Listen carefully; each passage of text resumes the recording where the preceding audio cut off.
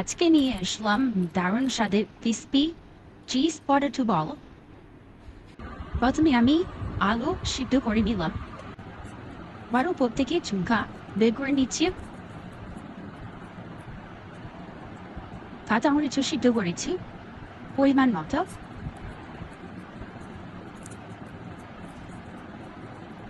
সবকটা আলু আমি এভাবে ছিলে নিচ্ছি উপরের চামড়া। এখন এক প্যাকেট ম্যাজিক মশলা দিয়ে দিলাম, স্বাদ মতো লবণ দিয়ে দিচ্ছি। আপনার চাইলে এখানে চিকন জিরাও দিতে পারেন। তো এখন আমি পটেটোগুলো ম্যাশ করে নিচ্ছি।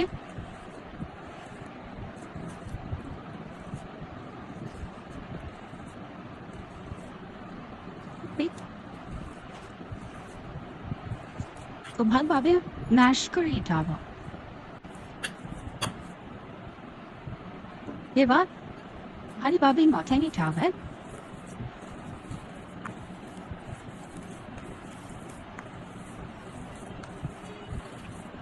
ভালোভাবে মাথা হয়ে গেছে।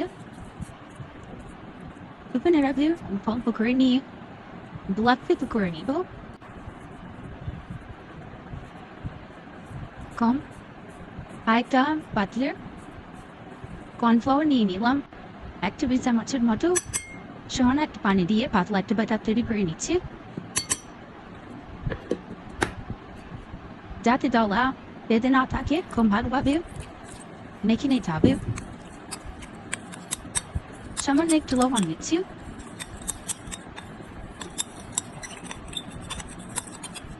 একটা ডিম দিয়ে দিচ্ছি।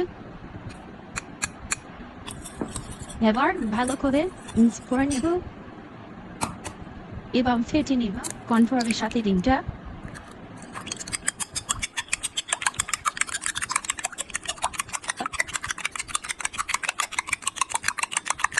আমি ভালোভাবে আমি মেখে নিয়েছি এবং চিজ নিচ্ছি। আমি মাছের মাঝে চিজটা দিতে পারেন। আমার হাতের কাছে এটা ছিল, তাই আমি এটাই নিয়েছি।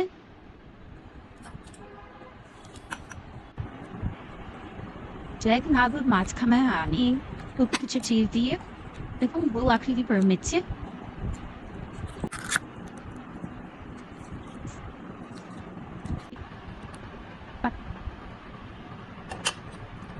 এখন দিবেন মতো ভরিয়ে নিলাম। এরপর ব্রেড খামে এভাবে ভরিয়ে নিলাম। এভাবে একে একে সব আমি বানিয়ে ফেললাম। এখন আমি রেফ্রিজারেটরে রেখে দিলাম 5 থেকে 10 মিনিটের জন্য, যাতে ব্রেড খামটা সেট হয়ে। চুলায় তেল গরম করে একে একে আমি ভেজে নিব গোল্ডেন ব্রাউন করে।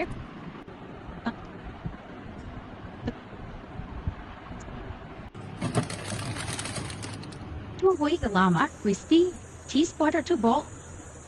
কত সুন্দর দেখতে কালার এসেছে, খেতেও কিন্তু এটা অসাধারণ মজা। ছোট বড় সবাই কিন্তু এটা অনেক পছন্দও করে।